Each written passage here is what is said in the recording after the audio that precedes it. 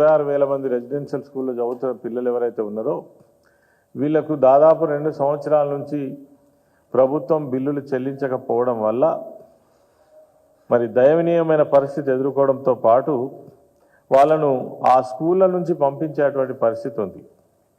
వాస్తవంగా దీన్ని గొప్పగా చేయాలనే ఉద్దేశంతో గత ప్రభుత్వంలో 20,000 ఉండే దాన్ని 42,000కు పెంచి మరింత ప్రోత్సహించేటువంటి ప్రయత్నం గొప్పగా జరిగింది.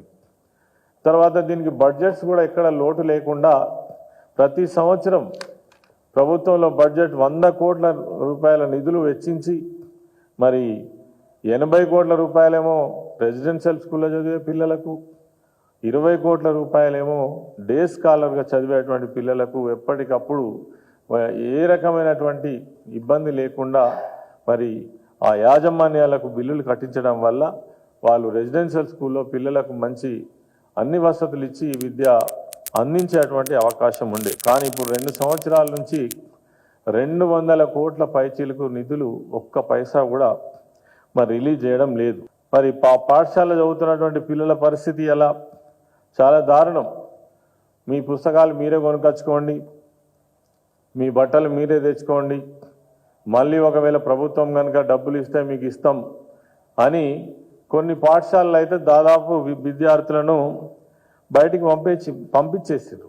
దీనివల్ల ఏం జరుగుతుందనంటే ఏదైతే ఎస్సీ ఎస్టీ విద్యార్థులు గొప్పగా చదువుకొని సమాజంలో గౌరవంగా ఉండాలి, సమాజంలో అందరితో సమానంగా వాళ్ళు కూడా ఎదగాలనే ఉద్దేశం ఏదైతే ఉందో మరి పూర్తిగా దెబ్బతింటుంది. ఈ ప్రభుత్వంకు కనీసం దీనిపైన దృష్టి లేదు. మరి ఇప్పటికైనా బిల్లులు చెల్లించి ఈ వ్యవస్థను కాపాడరా లేదంటే ప్రభుత్వమే దీన్ని హ్యాండ్ ఓవర్ చేసుకొని ఈ బెస్ట్ అవైలబుల్ స్కూల్ నిర్వహణ చేస్తుందా? ఒకరు కాదు, ఇద్దరు కాదు, 26,000 మంది విద్యార్థుల యొక్క భవిష్యత్తు ఇది ఈరోజు ప్రశ్నార్థకంగా మారింది, చాలా దారుణంగా మారింది.